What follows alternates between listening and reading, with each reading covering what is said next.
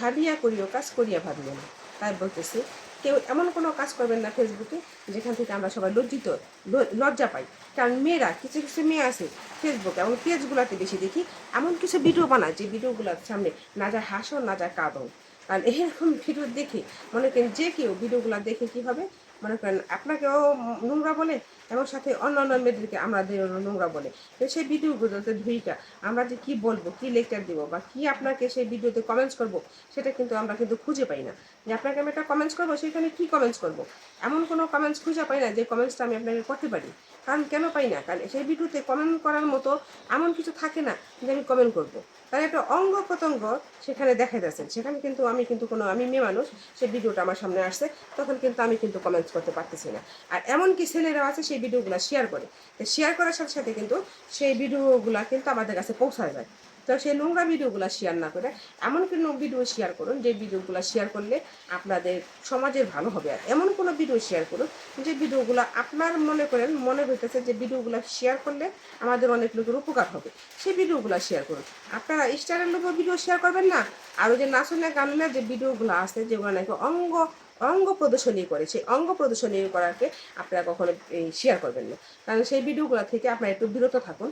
আপনারা দেখবেন যদি খারাপ ভিডিওগুলো থেকে আপনারা যদি লাইক দেখলেন ভিউজ হলে একটাও কমেন্টস করলো না, হয়তো বা দেখলেনও না, সেই ভিডিওটাকে এড়াই গেলেন, ভিডিওটা আর কি স্কিপ করলেন, এতে কিন্তু আপনার তেমন একটা ক্ষতি হচ্ছে না। আপনি ভালো ভিডিওগুলো দেখেন, সেই ভিডিওটা স্কিপ করেন, দেখবেন সে আস্তে আস্তে কী হবে, সেই লোকটা ভালো হয়ে যাবে।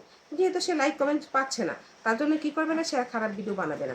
আর তারা কিন্তু ভিউজ নিজেদের ওখানে পাওয়ার জন্য তারা কিন্তু অঙ্গকে এমনভাবে প্রদর্শনীয় করে যে সেখানে তারা কিন্তু এমনও মেয়ে আছে, তারা কিন্তু ব্যবসা পাড়া থেকে উঠে এসেও কিন্তু এখানে কিন্তু আসছে, এই কাজটা করতেছে, তারা অঙ্গ প্রদর্শনীয় করতেছে। তো অঙ্গ প্রদর্শনীয় করতেছে, তো অঙ্গ প্রদর্শনের জন্য কিন্তু অন্য কোনো প্ল্যাটফর্ম তারা বেছে নিতে বাধ্য হবে। কিন্তু এখানে কিন্তু সেরকম এই ফেসবুক প্ল্যাটফর্মটা কিন্তু নোংরা না। আর ফেসবুক প্ল্যাটফর্ম কিন্তু ওইটা না। কারণ ফেসবুকে কিন্তু ভালো মন্দ সব ধরনের মানুষ আছে, কিন্তু আপনারা কী করবেন, সেখানে ভালোগুলোকে আপনারা বাছাই করে নেবেন, আর খারাপগুলোকে আপনারা কী করবেন, আপনারা সেটাকে এড়ায় চলবেন। বলতেছি না আনফলো করবেন না, ভিডিও দেখবেন না, সাথে থাকবেন না।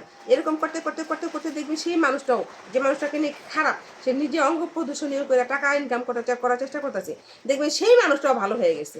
যদি ভালো না হয় তাহলে বলবেন। ঠিক আছে, এইটা আমি আজকে বরকা পড়ছি।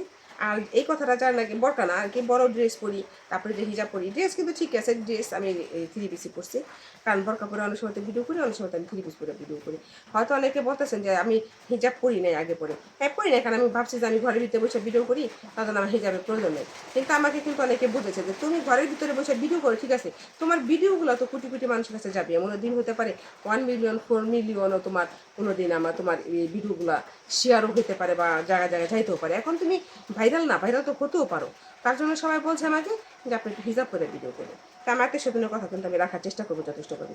হয়তো বা 2-1টা ভিডিও আমার হিজাব ছাড়া যাইতে পারে, তা বেশি না, 2-1টা বাস, যদি সেটা হয়ে যায় ভালো লাগে একটু বেশি, সেই ভিডিওটা যাইতে পারে। তে মনে করেন আমার কথাগুলো আপনি একটু বিবেচনা করবেন, যে খারাপ ভিডিওগুলো আপনি সবাই স্কিপ করবেন, তাহলে দেখবেন আমরা সবাই ভালো থাকবো। আর আমাদের ফেসবুক প্ল্যাটফর্মও একটা সুন্দর প্ল্যাটফর্ম হবে ইনশাল্লাহ।